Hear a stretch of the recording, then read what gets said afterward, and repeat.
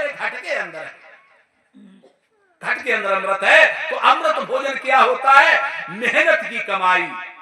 पत्नी सामने जैसा भोजन दे दे, चाहे नमक कम हो, भोजन के टाइम उसे नमस्कार करिए।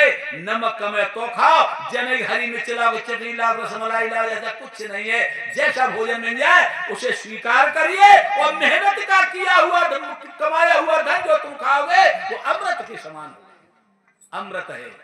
खेती करिए, खेती करो, लेकिन ऐसी खेती करो कि दूसरे खेत गिरेगा तो चार को दूसरों जोत ले। और क्या किसान ऐसा मत करिए, अन्याय मत। बारिश के व्यापार, बारिश से व्यापार करिए, लेकिन बारिश से व्यापार ऐसा मत करिए कि व्यापार बहुत बड़ा कर रहे, झूठी लपोड़ी मत करिए। व्यापार करो, जने खाद की दुकान कर सुपर लगाए, डाई के ऊपर बारदाना लगाए बेच रहे हैं, तो वहां में खेत वाले बेचारे रुपये पड़ रहे, खेती में कुछ नहीं हो रहा, बहुत बड़ा अन्याय हो रहा है। वाणिज्य व्यापार करो और अन्याय का परित्याग, अन्याय किसी के साथ मत करिए। ये अगर ऐसे नियम से आप चलते हो, अतिथि की सेवा करते हो, गरीब की सेवा करते हो और सतगुरु के इतना काम करके सतगुरु की बताई हुई क्रिया के द्वारा तुम अपने घर में जीवन बिता रहे हो, बाल बच्चों की सेवा कर रहे हो, तुम किसी महात्मा से कभी कम नहीं हो। जैसे राजा जनक थे, ब्याजी चक्कर खा गए थे, महाराजा अम्बरीश थे, दुर्वासा कितने बड़े ऋषि थे और कितने बड़े क्रोधी थे, जिन्होंने ब्रह्मा विष्णु शंकर को भी श्राप दे दिया। लेकिन अम्बरीश ग्रस्त राजा थे, दुर्वासा घबरा के भाग गए। कृष्ण बहुत बड़ा काम, आप गृहस्थी में रहिए और गृहस्थी में अच्छे काम करिए और प्रभु का भजन करिए, तो आप जो है सात्विक अन्नहार करके 6 नियम बना करके और तुम सच्चे सतगुरु की शरण में जाओ और मन के संकल्प विकल्प कम रखो। क्यों? मन के संकल्प विकल्प कम रखो। और अगर मन के तुम्हारे संकल्प विकल्प कम हो गए कि भक्ति का मतलब क्या है? मन के संकल्प विकल्प को खत्म करना ही सबसे बड़ी भक्ति। और मन के संकल्प विकल्प कब खत्म होंगे? अभी हमारे महाराज जी मन के ऊपर बहुत बड़ी बात बताई है। ये मन ही सब कुछ है, मन के हारे हारे है, मन के जीते जीत, और कबीरा हरि को पाइए मन ही के। ये 6 नियम को मान करके मन को एकाग्र करिए और मन को एकाग्र रख। लेकिन मन एकाग्र कब होगा? मन को एकाग्र संत को भी करना पड़ेगा और मन एकाग्र ग्रस्त को भी करना पड़ेगा। इतने नियम बना करके तुम जो है मन को एकाग्र अगर कर लिया, सतगुरु की शरण में गए तो मन एकाग्र भी हो जाएगा। क्यों? मन को रोकने के 3 उपाय हैं, प्राणायाम, अभ्यास और वैराग्य। प्राणायाम, अभ्यास और आपको इतने नियम मैंने बताए, इन पर तुम चलने लगे तो पक्के वैरागी हो गए। और अभ्यास करिए। अब जनाएगा सत्संग सुने आए और जकाल फिर देखें कब दिन टाइम में भजन वाज कर लो, आज थक जाते अब नहीं करें, नहीं अभ्यास करिए।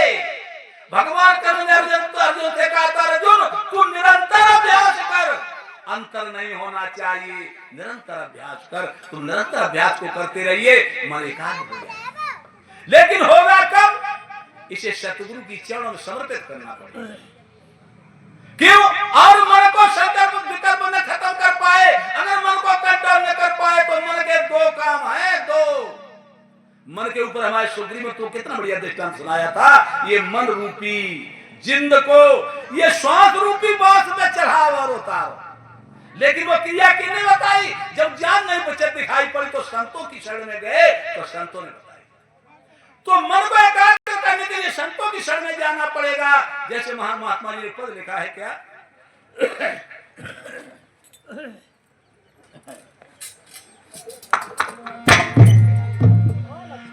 मन तोए, अरे मन तोए सतगुरु से पिटवाएंगे, पाछे परो हमारे।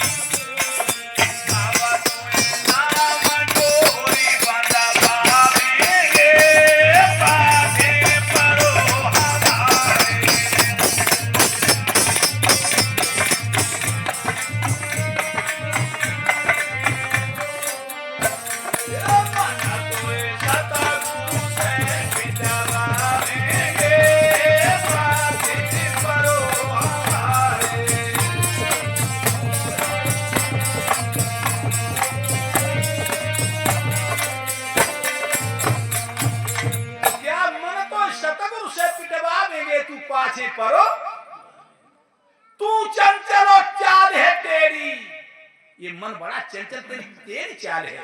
देखो मन की और पानी की एक चाल होती है। मन और पानी नीचे को जाते हैं। मन हमेशा गलत काम के लिए तल्लीन रहता है। मन और पानी नीचे की ओर सरकते हैं। ऊंचे पकड़ ले जाओ तो बड़ा बांध बांधने पड़ता है। तो तू चंचल और चाल है तेरी, और तूने करी कुगत है।